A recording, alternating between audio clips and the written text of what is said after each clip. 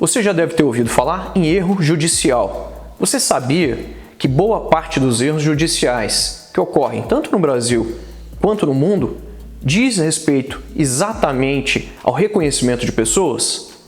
Hoje a gente vai falar acerca desse assunto que é muito importante. Quer saber tudo a respeito desse tema? Cola no vídeo!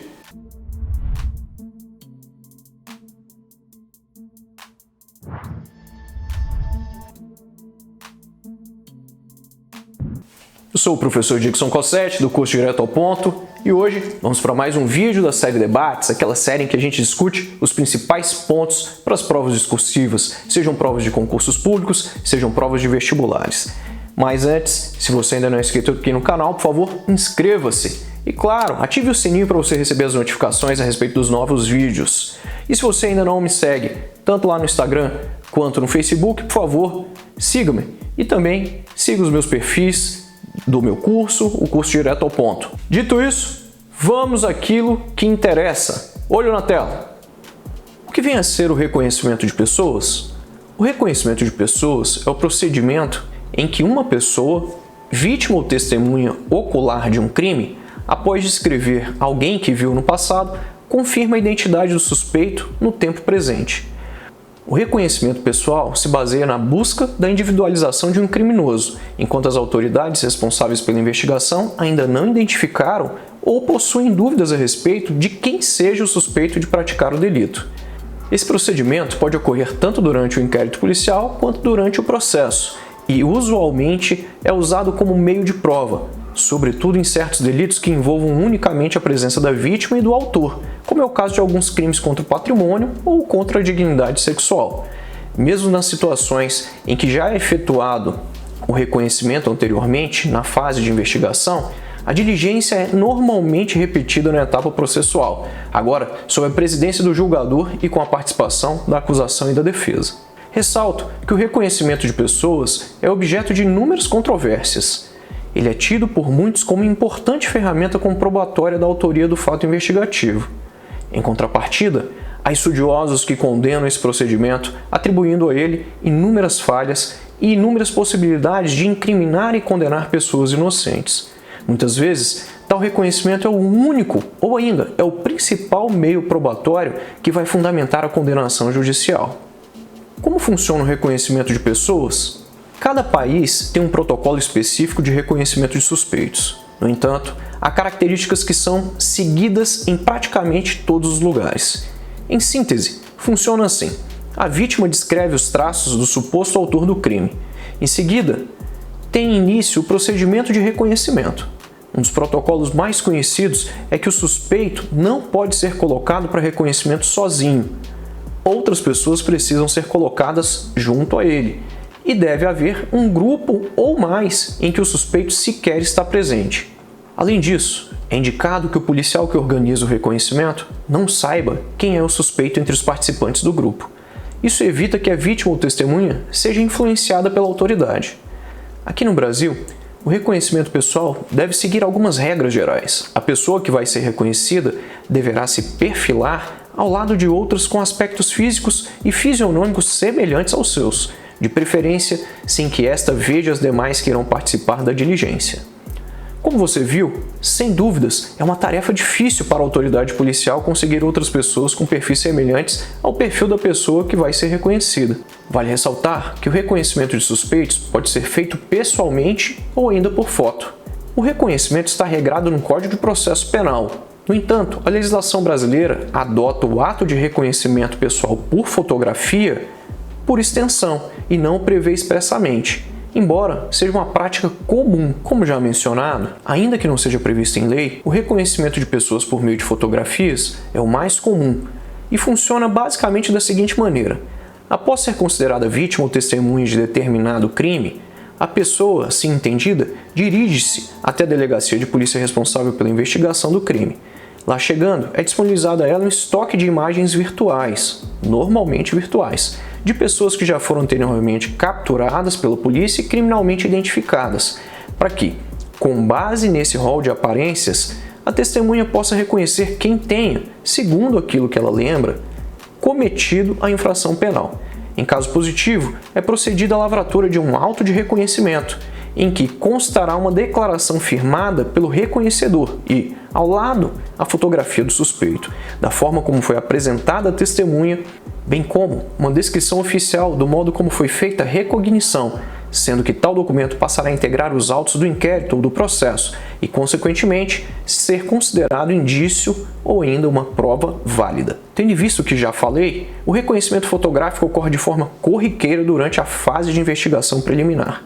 Todavia, sua utilização não é pacífica na doutrina ou ainda na jurisprudência. Há aqueles que se posicionam no sentido de que somente pode ser utilizado como ato preparatório ou instrumento meio, substituindo a descrição prevista no Código de Processo Penal. Há ainda quem entenda que o reconhecimento fotográfico é vedado e deve ser evitado, sendo a exceção em situações de estado de necessidade investigativa. E o que as leis brasileiras determinam de fato sobre o reconhecimento de pessoas? Como já relatei, o reconhecimento de pessoas é previsto no artigo 226 do Código de Processo Penal.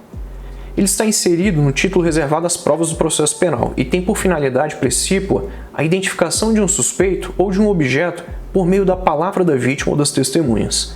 Para tanto, dentre outras diligências, o Código de Processo Penal fez constar expressa referência de que a pessoa que tiver de fazer o reconhecimento será convidada a descrever a pessoa que deva ser reconhecida, medida essa que busca impedir que exista uma deliberada e falsa indicação do reconhecido por parte do reconhecedor. É importante dizer que o Código de Processo Penal estabelece que todas as provas são relativas e nenhuma delas terá valor decisivo ou terá mais prestígio que a outra. Apesar dessa regra que encabeça a lei de introdução do Código, na prática, no entanto, a prova testemunhal da vítima ou ainda a prova testemunhal coletada dentre pessoas do povo sem qualquer interesse na lide exerce preponderante influência sobre as demais provas. E quais os principais problemas do reconhecimento de pessoas suspeitas? Bom, você já deve perceber quais são. Com efeito, além do problema relativo à supervaloração do reconhecimento de pessoas, existem outras questões prévias, igualmente problemáticas, que dizem respeito ao seu modo de produção. São várias as questões sobre isso, como por exemplo, quais são os critérios técnicos observados pelas polícias a fim de garantir confiabilidade a esse tipo de instrumento? Quais os parâmetros científicos devem ser levados em consideração para o reconhecimento de pessoas? Como assegurar a validade do resultado final de um reconhecimento de pessoas, seja ele positivo ou negativo? No Brasil, não existem dados oficiais sobre a quantidade de acusados ou de presos injustamente, mas, segundo especialistas, os altos índices de prisões provisórias são indicativo do grande número de pessoas punidas por crimes que não cometeram. Com mais de 881 mil presos no país, pelo menos 40% desses presos estão em espera de julgamento, ou seja, são presos provisórios, de acordo com dados do CNJ. Existe uma crença de que é preciso achar um culpado. Depois que alguém assumiu essa culpa, ou que se atribuiu culpa a alguém, parece que nós ficamos mais satisfeitos. É como se a gente fosse dormir com um peso a menos em nossas costas, até que enfim acharam um criminoso. Por isso, muitas vezes, existem provas induzidas, ou até mesmo pessoas acusando outras pessoas por vingança. Há um certo costume de condenar pessoas, mesmo sem provas suficientes. Você tem a palavra da polícia, e só. Avaliam vários juristas e especialistas na área. Outro sim, o reconhecimento leva a uma convicção incorreta entre os agentes do sistema de justiça. Para eles, se a pessoa foi reconhecida, ela passa a ser automaticamente rotulada como culpada. Nesse sentido, os problemas inerentes ao reconhecimento de pessoas são preocupantes. Na maioria das situações, não há técnica alguma durante o procedimento, há apenas um empirismo básico por parte daqueles que o conduzem. Não à toa, há muitos casos de falsos reconhecimentos e, consequentemente, de prisões ou de condenações ilegais. Nos Estados Unidos, por exemplo, segundo dados do Innocence Project, as identificações pessoais equivocadas são a principal causa de erros judiciais, presentes em cerca de 69% dos casos, em que, mediante prova de DNA, obteve-se a revisão de condenações indevidas com posterior declaração da inocência do condenado. De igual maneira, os reconhecimentos do tipo show-up também demonstram falhas. Este procedimento ocorre quando é exibido um único suspeito para a identificação da vítima ou testemunha, não raro por fotografia e sob influência prévia do investigador, diligência que é bastante usual aqui no Brasil, embora seja muito criticada por especialistas. Ocorre que o artigo 226 do Código de Processo Penal não estabelece, entre outras coisas, um número mínimo de pessoas semelhantes ao suspeito para que a vítima faça o reconhecimento. Também não há previsão para que a vítima seja alertada a respeito da possibilidade de o suspeito não estar entre as pessoas ou entre as fotografias apresentadas a ela. É válido notar que, no caso específico do reconhecimento de pessoas, por envolver um conjunto de percepções subjetivas e comparação de experiências, existe um considerável risco de falsas memórias, as quais podem ser espontâneas ou ainda sugeridas. Quantas vezes você já ouviu aquele bordão? Não confie na sua memória, pois ela pode te trair. Então, esse bordão se aplica exatamente aqui no reconhecimento de pessoas. A título de exemplo de casos de falsas memórias, pode-se narrar a cotidiana situação de uma pessoa que possui plena certeza de que deixou seus óculos dentro do estojo, sobre a cômoda do seu quarto. Entretanto, quando essa mesma pessoa vai em busca de seus óculos no local em que, nos termos de sua memória, havia deixado o utensílio, não o encontra. Tal situação evidencia a ocorrência de uma falsa memória espontânea, em que o indivíduo, mediante uma distorção mental endógena, concebe a realidade do passado de forma diversa da que realmente ocorreu. Durante o reconhecimento, esse fenômeno poderia ocorrer, por exemplo, quando da apresentação de apenas um suspeito que se enquadre nas características previamente elencadas pela vítima ou pela testemunha, o que favorece, e muito, a formação de uma ilusão mental na vítima baseada em mera semelhança e não em efetiva certeza de ser aquela a pessoa que de fato cometeu o crime. Ou seja, como explica a doutrina, sendo o reconhecimento de pessoas um processo de memória, as identificações feitas por vítimas ou testemunhas podem não ser confiáveis. A memória não retém os registros como uma máquina fotográfica ou uma filmadora, podendo tais registros sofrerem perdas e distorções. O ato de reconhecimento de uma pessoa estranha, a qual por inúmeras vezes foi vista em condições precárias, pouca luz, de forma rápida ou ainda à distância, é uma dura tarefa para a nossa memória, uma vez que sentimos grande dificuldade de reconhecer, por exemplo, uma pessoa que nós conhecemos, mas que não vemos há algum tempo, ou ainda para lembrar o nome dessa pessoa. Sugiro a você assistir ao teste experimental realizado pelo Programa Fantástico da Rede Globo e até mesmo a fazê-lo, a fim de entender do que estou falando. Neste teste, você tem um exemplo prático de falsas memórias.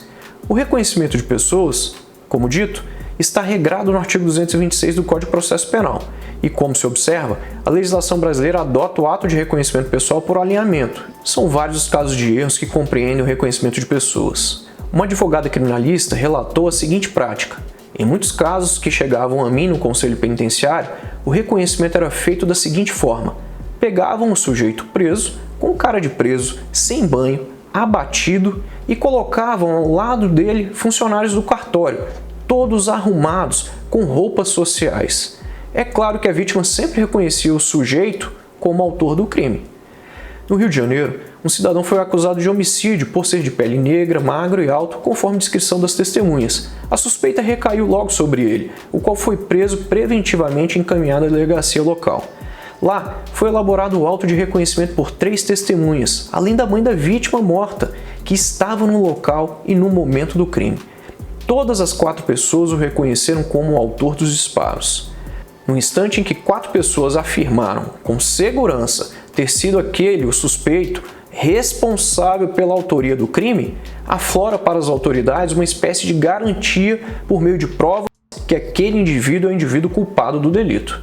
Com a investigação policial em curso, o pai desse suspeito, que acreditava piamente na inocência do seu filho, contando com a colaboração de parentes e de amigos, iniciou uma investigação paralela e em pouco tempo conseguiu as imagens gravadas e arquivadas na câmera de segurança de um prédio, as quais exibiram o suspeito em outro local, voltando para casa na mesma hora do assassinato e trajando roupas totalmente diferentes daquelas do autor do crime. Tal prova, aliada à prisão de outra pessoa que confessou ter cometido o crime, derrubou o reconhecimento pessoal e possibilitou a soltura do então suspeito, para alívio da família e até mesmo da justiça, que, por confiar nas testemunhas que o apontaram como autor, decretou a sua prisão preventiva. Se assim não fosse, com certeza a prisão desse indivíduo seria mantida e dificilmente as testemunhas que o reconheceram mudariam de opinião na fase judicial, abrindo, portanto, uma possibilidade de flagrante erro judiciário. De acordo com um dos diretores do Innocence Project, no Brasil, a maior parte das condenações incorretas acontece na fase do reconhecimento do suspeito. No mundo, a estimativa é que, em 70% dos casos em que a pessoa foi condenada injustamente, o erro judicial tem acontecido na etapa do reconhecimento. A prisão preventiva antecipa o dano da condenação. Até você provar, já se passaram 4 anos. Mas o erro judiciário é um fenômeno mundial. Apesar das possibilidades de erros, alguns especialistas acreditam que as condenações de inocentes não costumam ter um único responsável. O erro raramente é causado por uma única pessoa. Geralmente, ele acontece por uma sucessão de ocorrências que está além da atuação de um único ator do sistema. Os especialistas avaliam que a estrutura das polícias brasileiras é precária, as investigações geralmente são muito demoradas e a coleta de provas costuma ser feita de maneira bastante rudimentar.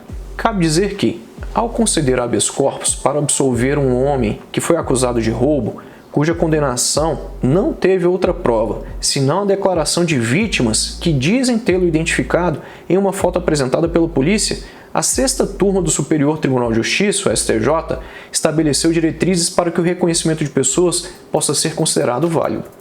E quais as consequências para quem é acusado injustamente? As consequências são várias e uma coisa é comprovadamente verdadeira. Pessoas negras são as mais vitimadas por esses erros. Veja este caso como exemplo. Quando você busca o seu nome no Google, o que aparece? Se você não for uma pessoa famosa, o máximo que a plataforma vai mostrar são suas redes sociais ou ainda as redes sociais de pessoas que têm o mesmo nome que você. Mas, no caso de um professor de educação física reconhecido incorretamente por uma vítima, você encontra pelo menos 10 páginas no site de pesquisa que o relacionam a uma suspeita de estupro. Passado um ano após ter sido acusado de ter abusado de pelo menos 7 crianças enquanto era estagiário de um colégio particular em Belo Horizonte, o jovem ainda vive preso nos 15 dias entre a primeira acusação e a conclusão final da polícia de que a denúncia não procedia. O professor relata que viveu um verdadeiro inferno, mas que hoje não é muito diferente. Não tem um dia que alguma pessoa não lhe pergunte sobre esse caso, de familiares a pessoas que ele nunca viu. Eu vou a uma padaria e as pessoas me reconhecem e perguntam sobre o caso. Antes da pandemia, se eu fosse a algum bar, as pessoas percebiam quem eu era. Elas tiravam foto escondido. Você quer apagar um passado, mas as pessoas vão lá e te lembram toda hora, conta o professor. Hoje, com a ajuda de alguns pais de alunos da época e outros conhecidos que nunca duvidaram de sua inocência, o professor continua trabalhando com crianças e dá aulas de futebol. Mas o jovem pensa em desistir da carreira que por muito tempo foi um sonho. Você começa uma faculdade pensando que vai ter que desistir? Que pai vai me contratar se jogar o meu nome na internet e souber do que eu já fui acusado? Você me colocaria dentro da sua casa para dar aula para o seu filho? Completa o professor. O jovem relata, por exemplo, a dificuldade que ele vai ter de conseguir um emprego. Que pessoa, por exemplo, vai contratá-lo sabendo que ele já foi acusado de estupro? Que empresa vai deixá-lo cuidar de outras crianças sabendo que ele já foi acusado desse crime? Para o advogado do jovem, embora tenha conseguido inocentá-lo, não conseguiu livrá-lo dos julgamentos que vão acompanhá-lo pelo resto da vida. As pessoas podem acabar com a vida da outra em questão de minutos, afirma o defensor. Para o diretor do Innocence Project, quando o erro acontece, não há como reparar. A injustiça abala tanto o financeiro quanto o psicológico e também o emocional. Já é complicado pensar se é possível reparar esses danos de alguma forma, e no Brasil, raramente temos indenizações. E quando tem, são valores irrisórios, pontua o advogado. É um ciclo. As pessoas que mais sofrem com essas injustiças, na maioria das vezes, já são as mais fragilizadas. É o pobre, é o negro, que já são marginalizados e não costumam ter recursos para se defenderem, completa o diretor. Diante de tudo isso que eu acabei de contar, é relevante agora traçar algumas sugestões a fim de melhorar esse procedimento ou ainda de conter os possíveis erros que possam acontecer. Não custa repetir que, em qualquer Estado minimamente preocupado com a tutela de direitos fundamentais, impõe-se à decisão criminal condenatória uma sustentação por meio de provas legalmente válidas e precisas, as quais demonstrem de forma objetiva e racional que determinado indivíduo é culpado por um crime, já que a regra é o princípio da inocência.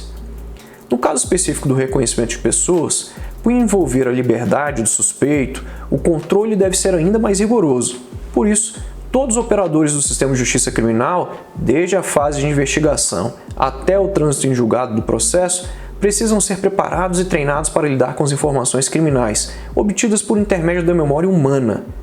É indispensável que as academias e as escolas, tanto da polícia quanto do judiciário, do Ministério Público ou da Defensoria, promovam formações iniciais e continuadas em torno da psicologia do testemunho. É inadmissível que o profissional do sistema de justiça criminal desconheça, em linhas gerais, o modo de funcionamento da memória humana, bem como os riscos de falsas memórias.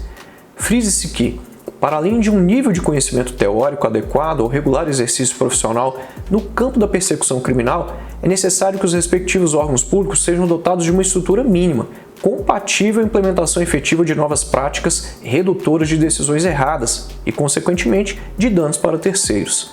A prevenção de erros, e especialmente de condenações erradas, passa por uma importante mudança de cultura em relação ao reconhecimento de pessoas, bem como de uma modificação na lei que determine e padronize exatamente como o procedimento deve funcionar. Alguns juristas chegam a dizer que o reconhecimento de pessoas é um exemplo típico de prova inadmissível e somente pode ser utilizado como ato preparatório do reconhecimento pessoal. Asseguram também que não é previsto em lei e se trata, no fundo, do jeitinho brasileiro aplicado ao processo penal. Seria uma das modalidades de doping processual, segundo alguns juristas. A minha opinião é que o reconhecimento pessoal é uma prova que exige muita cautela, ponderação, experiência e treinamento por parte daqueles que o conduzem, mas que ele é fundamental durante investigações e processos, especialmente em crimes sexuais e em crimes que envolvam violência doméstica. É sabido que, nos delitos cometidos clandestinamente, sem a provável presença de testemunhas, a palavra do ofendido ou da ofendida adquire especial relevo para a instrução processual. Contudo, tal afirmação deve vir sempre acompanhada de uma outra. A versão do ofendido ou da ofendida deve estar em consonância com os demais elementos de prova colhidos ao longo do processo e com o contexto fático do caso. Assim sendo, é fundamental que exista a evidenciação concreta acerca da indicação da vítima, sendo a verificação confirmada além do mero sim ou não. O que não se pode fazer, de fato, é manter um padrão objetivo resumido no reconhecimento de pessoas, meramente confirmado na indicação simples e peremptória da vítima ou da testemunha, sem que se proceda qualquer tipo de verificação complementar. É isso. E aí, pessoal? Espero que todos tenham gostado. Tenho certeza de que agora você possui argumentos poderosos para arrebentar na redação. A gente se encontra nos próximos vídeos. Tchau!